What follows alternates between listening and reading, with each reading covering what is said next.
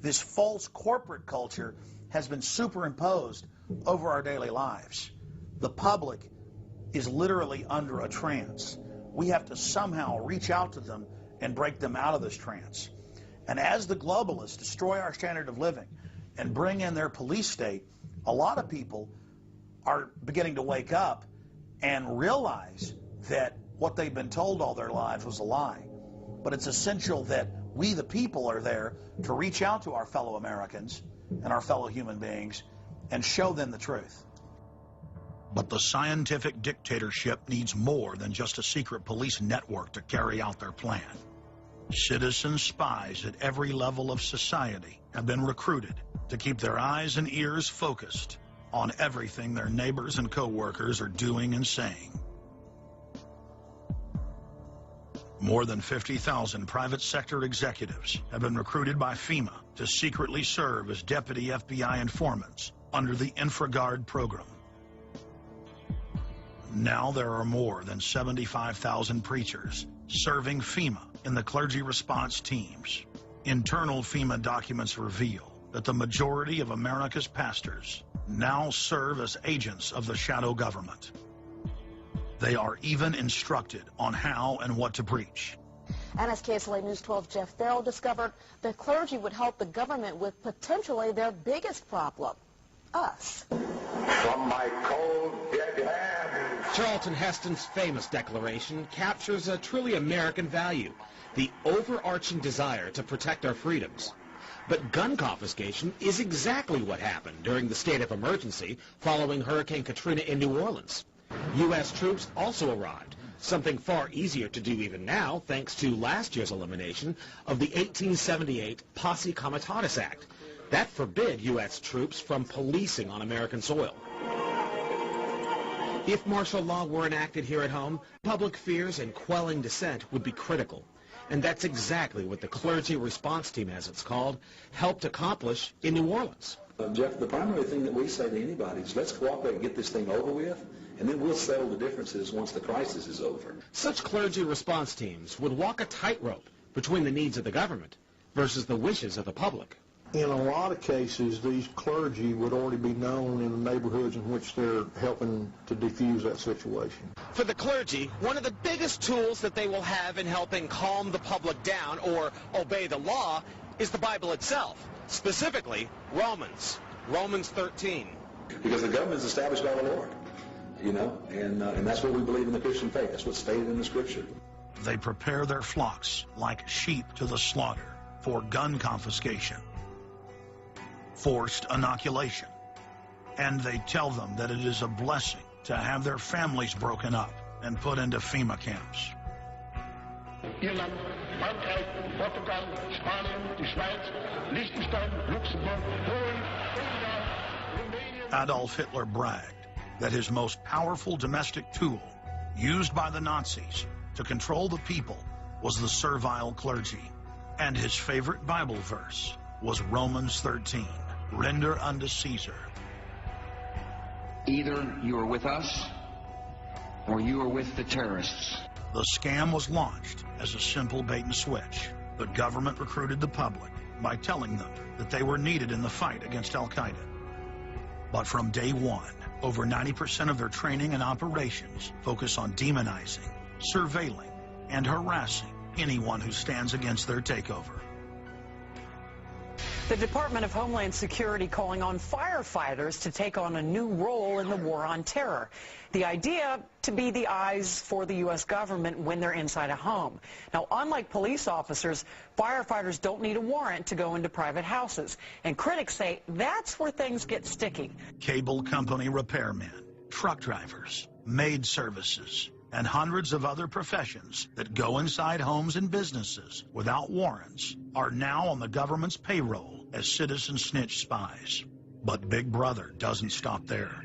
Children are being indoctrinated inside the public schools nationwide to spy on their parents. You can give information without having to give your name. You guys can get paid for good tips up to $200. The New York Times praised public school programs in the United States and England that are training children to report their parents for eco-crimes. like taking a hot bath or letting the water run while you brush your teeth. All of that violates their carbon footprint credit allotment.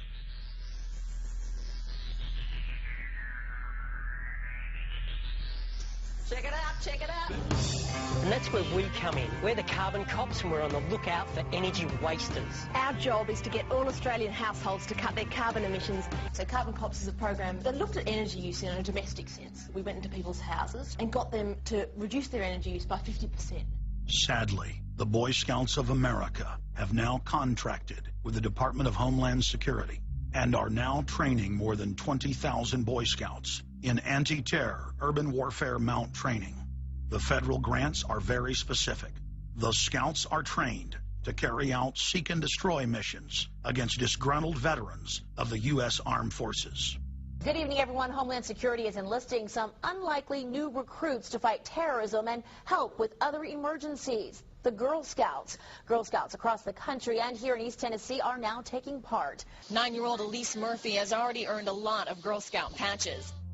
And now, every member of the 3.4 million Girl Scouts of America is now being trained by the Federal Emergency Management Agency to aid and support Homeland Security in disaster and anti-terror operations.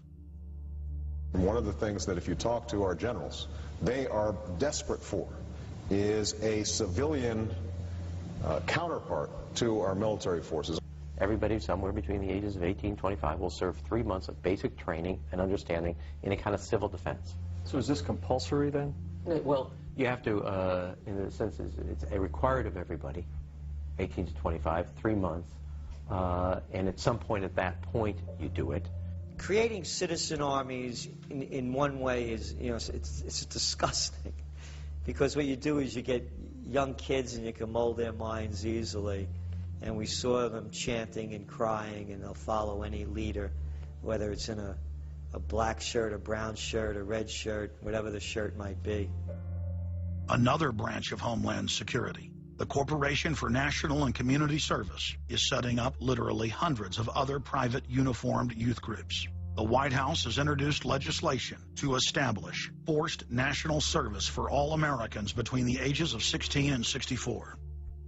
In 2008, the North American Military Governorship, known as NORTHCOM, announced that they had deployed 4,000 regular Army troops inside the United States to deal with civil unrest because they knew that their offshore masters were about to rob the United States blind. In 2009, the Pentagon requested funding from Congress to deploy 379,000 military personnel in thousands of communities across the United States.